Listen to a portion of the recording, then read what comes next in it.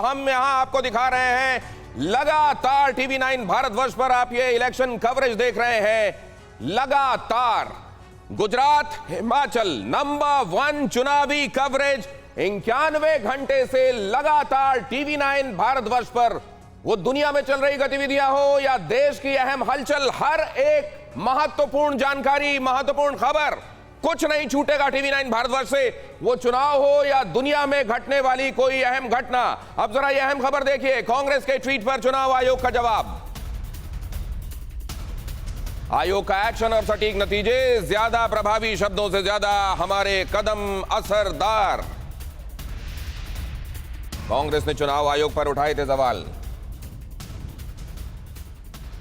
Actions and outcomes actually speaks louder than words. तो मैं आपको कितना भी बोल के समझाने की कोशिश करूं, उससे ज़्यादा ज़रूरी है कि हमारे जो एक्शंस हैं और जो हमारे रिजल्ट्स आते हैं वो सही हैं कि है नहीं। अगर हम ये कहते हैं कि हमारे रिजल्ट सही नहीं है जो निकल के आते हैं, तो संभवतः ये इंडियन वोटर का बहुत बड़ा अपमान है।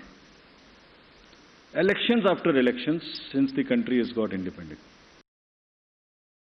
ये इलेक्शन कमीशन की तरफ उठती हुई उंगलियां नहीं है, ये भारतीय मतदाता का अपमान है, कहा गया इलेक्शन कमीशन की तरफ से। अगर इस तरह के सवाल उठाए जाते हैं, अनिल यादव का कांग्रेस की तरफ से अपनी बातचीत रख रहे हैं, क्यों कर रहे हैं आप भारतीय मतदाता का अपमान? देखिए, मुझे लगता है कि ये विश्लेषण हमें इलेक्शन कमीशन के हिसाब से नहीं, भारत की जनता के हिसाब से करना चाहिए। मुझे बताइए, क्या भारत में गांधी जी के बंदरों को भी अपमान की श्रेणी में लिया जाएगा? बापू के 3 बंदर थे, उनको वहां पर दिखाया गया है, उससे अपमान हो रहा है क्या? और जहां तक चुनाव की बात है, देखिए आपने 2 पार्टियों की बात करी। अगर आम आदमी पार्टी की बात की जाए तो अखबारों में आम आदमी पार्टी आपको बहुत दिखेगी, टीवी पे बहुत दिखेगी, लेकिन धरातल पर नहीं दिखेगी। और ये आने वाले चुनाव में आपको पता भी लग जाएगा। जहां तक इस चुनाव की बात है, आपको याद होगा पिछली बार भी भारतीय जनता पार्टी ये कहा करती थी कि कांग्रेस कहीं नहीं है, कांग्रेस कहीं नहीं है, कांग्रेस बिल्कुल नेस्त नाबूद हो गई है। लेकिन यही कांग्रेस हम तो अभी मुख्य मुद्दे पर रहना चाहते हैं। आपने कहा गांधी जी के 3 बंदर। एक सेकंड अनिल यादव, आपने महत्वपूर्ण बात कही है। आपने कहा है गांधी जी के 3 बंदरों के संदर्भ में। मैं आपसे एक बात जानना चाहता हूं, आप ऐसा तो नहीं घाव छोड़कर बाकी जगह मरहम पट्टी कर रहे हैं? भारतीय जनता पार्टी पर हमला, इलेक्शन कमीशन पर हमला, तमाम संस्थानों पर हमला, तमाम जगहों पर आपको तमाम जो है खामियां नजर आ रही हैं, और जिस जगह पर घाव है वहां आप मरहम पट्टी कर ही नहीं रहे हैं। क्या लोग ये पूछ रहे हैं कि राहुल गांधी कहां है? गुजरात में चुनाव, अब चुनाव यहां है।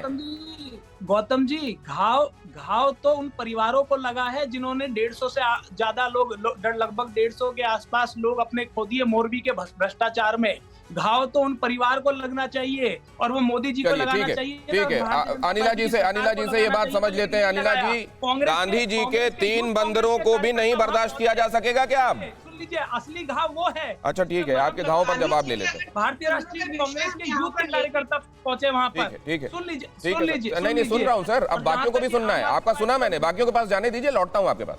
अनिला जी, अगर गांधी जी के 3 बंदरों का विषय यहाँ पर हम उठाते हैं, तो मैं हमेशा कांग्रेस पार्टी को इंडियन नेशनल कंफ्यूज पार्टी इसलिए बताती हूँ कि कंफ्यूजन में इन्होंने भारत निर्वाचन आयोग के लिए ये 3 बंदरों का जो चिन्ह है यहाँ पर अपने ट्वीट में लगा दिया। ये तो कांग्रेस पार्टी को अपने साथ जोड़ना चाहिए, क्योंकि इनको ना तो कुछ दिखाई देता है, ना सुनाई देता है, और जिस प्रकार की भाषा का ये प्रयोग करते हैं वो हम देख। जनता ने ऐसे राजनीतिक दल हैं, नेता बोलते हैं बलात्कार नहीं तो उसका आनंद है। और वो सबसे पहली बात तो ये है कि कांग्रेस पार्टी को ये तीनों जो बंदर हैं, जो इनके चिन्ह हैं, वो अपने लिए इस्तेमाल करें।